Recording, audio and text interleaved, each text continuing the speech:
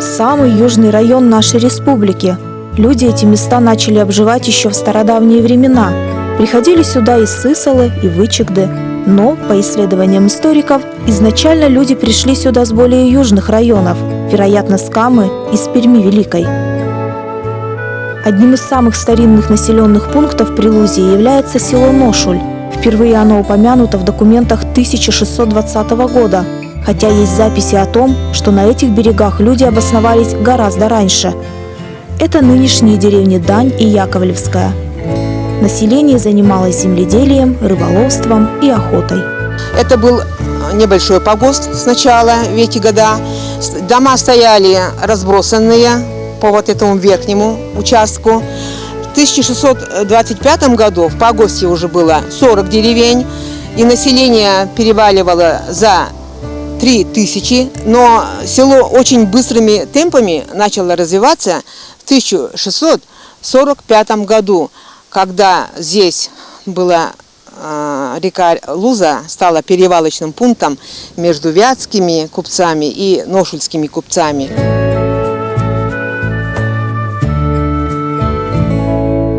С середины 17 века Ношульская пристань – это перевалочный пункт регионального значения на Европейском севере для транзита вятского и поволжского хлеба к Архангельску. В 1625 году в селе стояло больше 20 хлебных амбаров. Функционировала пристань около 2 недель в году. Весной, когда вода была большая, в путь отправлялись торговые карбасы по Лузе и Северной Двине на Архангельск. Тогда, несколько столетий назад, река была намного полноводней и глубже.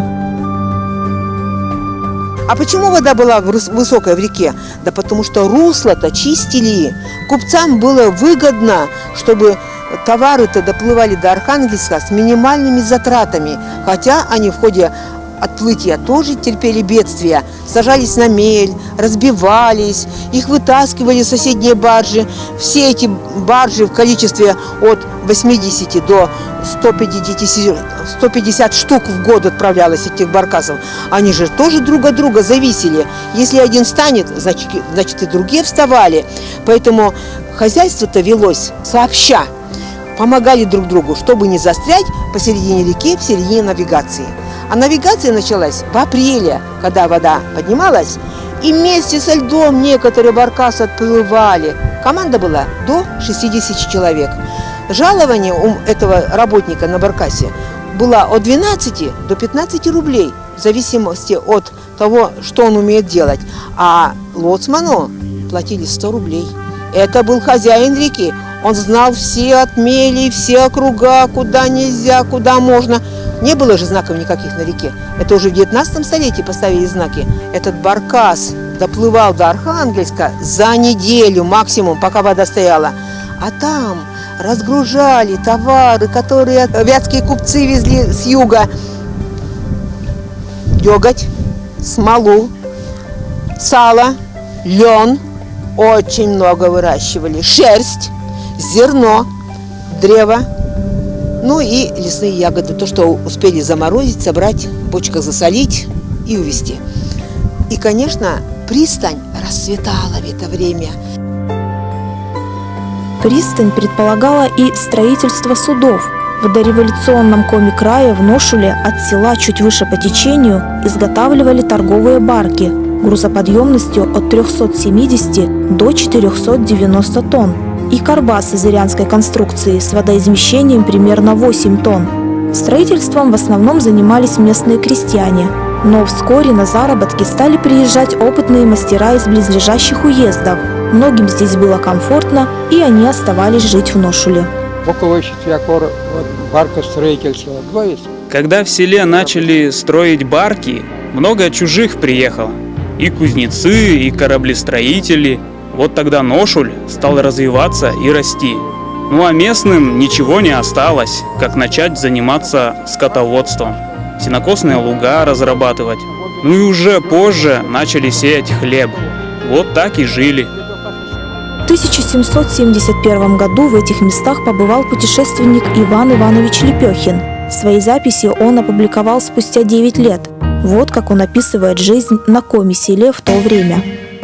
Село Ношульское стоит на самом берегу реки Лузы, которая впадает в реку Юг и имеет две деревянные церкви. Оно наипаче тем примечания достойно, что при нем находится славная всей стороне Ношульская пристань, с которой все избытки Вятской провинции отпускаются к Архангелогородскому порту, как то хлеб, кожи, сало говяжье, рогожи и вино с винокуренных хлыновских заводов.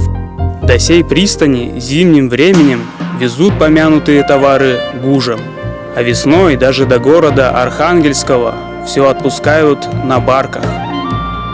Купцы-то привозили товары, здесь же набиралось по 5-9 тысяч человек.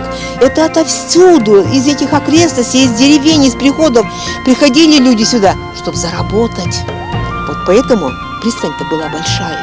Она обслуживала в этот зимний-весенний период, вот только 4 месяца, 5 месяцев, обслуживала все население в округе. Вот. И все что-то зарабатывали. Летом, когда баркасы уходили, здесь было пусто.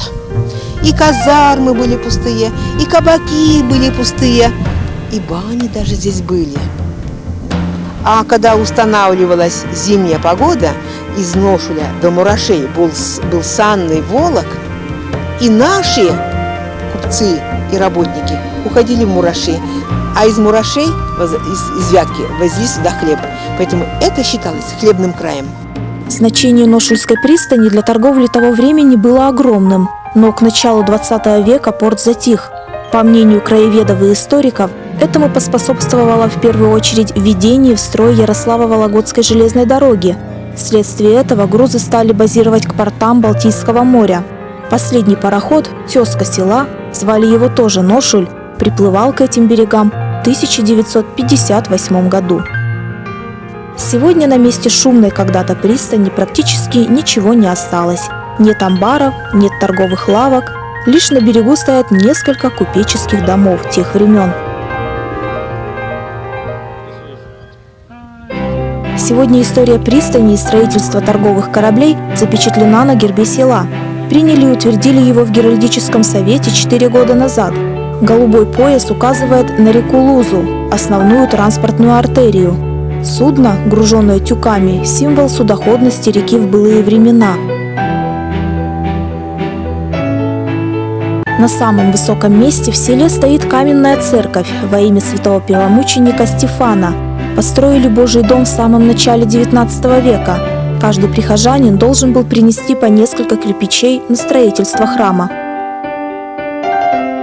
Церковь была единственная, колокольня была высотой более 30 метров. Этот колокольный звон вот от этого мыска разносился вниз по реке на 12 верст, а там внизу по реке село Черныш, Сернос по Коми. И весь народ в праздники, в выходные дни собирался сюда, потому что кругом были гужевые дороги, не было автомобилей. И все на телегах шли сюда, несли какие-то подаяния церкви. Здесь была ограда огромная вокруг церкви, железная, кованая такая же. Причем фундамент даже под оградой был метр шириной, бутовый фундамент. Вот если здесь фундамент копали шириной где-то метр 20, он шире, чем стена, глубиной пока не нашли до материнской породы, а под колокольню вообще будут заложили, неизвестно на какую глубину. Вот пытались вот как-то разбирать вот эти стены, но ничего не получилось, потому что это сложено на века. Действительно, храм сложен на века. В советские смутные годы его частично разрушили. Здесь хотели устроить библиотеку и пионерскую комнату. Но денег от продажи кирпича на переоборудование не хватило. Поэтому очень долгое время здание стояло без крыши. Позже в храме открыли склад, крышу залатали. И, возможно, благодаря этому Божий дом сохранился. Мне мой прадед говорил, что своды, которые соединяли вот эти колонны, это были своды, расписывал мой прапрадед. А он сюда прибыл в 1790 году с бригадой паломников богомазов. Они ходили бригадой из одного места в другое место, расписывали, жили тут какое-то время и уходили дальше по рекам. И вот мой прапрадед Ульян, Тарасов Ульян, остался на этих берегах, видать, ему это очень понравилось. И когда церковь-то в 1008 году стали возводить, он здесь участвовал и расписывал эти фрески. И учась в младших классах, я эти лики святые на сводах видела, смотрела на них, и я, конечно, очень многого не понимала, потому что нам это не давали в качестве знаний. Но то, что они были нарисованные, это я видела. А позднее, когда здесь был Ношульский ордс, то здесь все заштукатурили, и уже никаких ликов не было. Сегодня идет активное восстановление храма. Уже возведена колокольня. Скоро начнутся внутренние работы. Строительство идет на деньги меценатов и верующих. И уже в скором времени, благодаря Богу и отзывчивым людям, храм откроет свои двери. Побывав в селе Ношуль, мы прикоснулись к давней истории Коми-края. Снова столкнулись с неожиданными фактами, рассказывающими, как провинция играет большую роль в развитии страны. Таких больших транзитных пунктов в царской России было не так уж и много. И, возможно, во многом благодаря Ношульской пристани север России развивался и жил. До сих пор здесь берегут и чтят старинные традиции. Ведь не зря Ношуль считается центром народных ремесел Прилузского района. Но это уже история и тема следующей передачи.